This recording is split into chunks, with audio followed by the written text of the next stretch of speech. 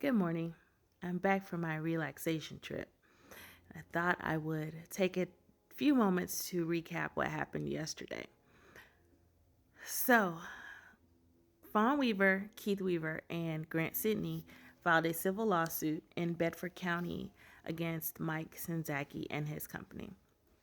So, basically, the lawsuit says that Mike, in his role as a CFO, stole money, forged signatures for credit advances, and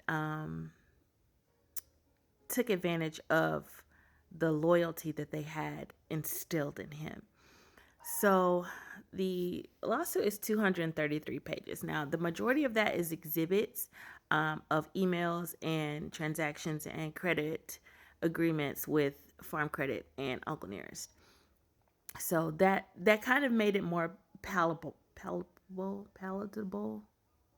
easier to digest, because I knew I didn't have to go through each one of those line by line because most of the credit, all of the credit extensions were in the original lawsuit. So basically, Fawn and Keith and Grant Sidney, which I'm really confused on how, whatever.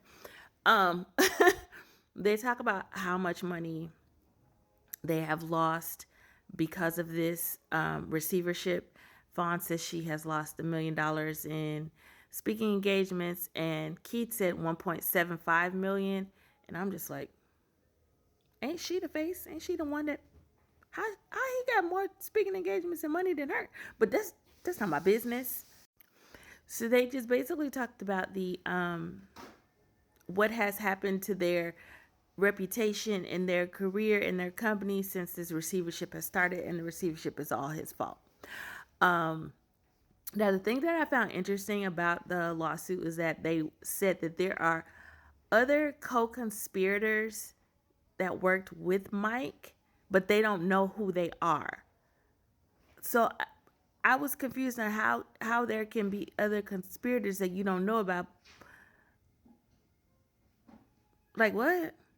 And also the use of the word unindicted co-conspirators because no one has been indicted.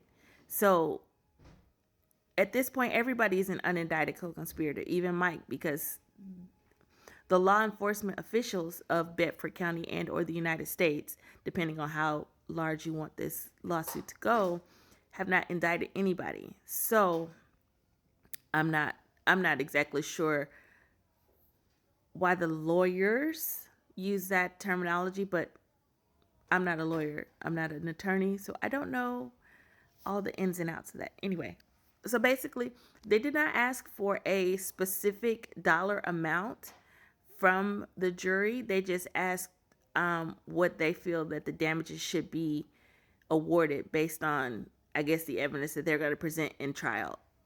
So I thought that was odd too. I thought that you would ask for a certain amount, but they just said whatever they feel the damage and the punitive damages are to them and their company. So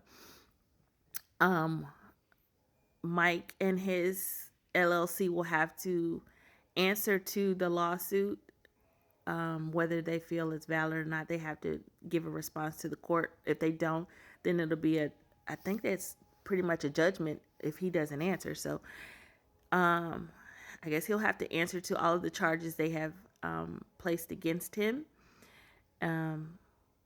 Because then that gets into, okay, you said he drew down all this money. You have to show where that money went and how he enriched himself.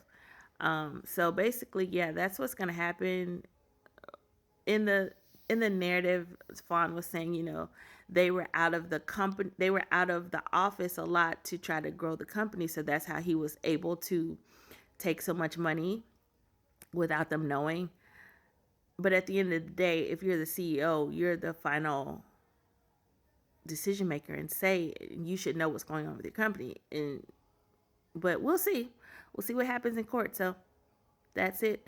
And I might talk about the Moore County Observer did a really in-depth kind of article blog post about the investors of Uncle Nearest, and the fiduciary responsibilities that have been not completed and not followed through, and how that is really honestly the bigger issue here over the farm credit thing, that is involving more of the federal government and SEC than anything. I might talk about that a little bit, but it's really in depth. So we'll see if I have time. But that's what happened yesterday. So, and I'm still waiting on the receiver's report. That should have been like yesterday, and I waited all day, and it didn't come. Anyway, so I'll let you know when that arrives, and we'll go over it together. Have a great New Year.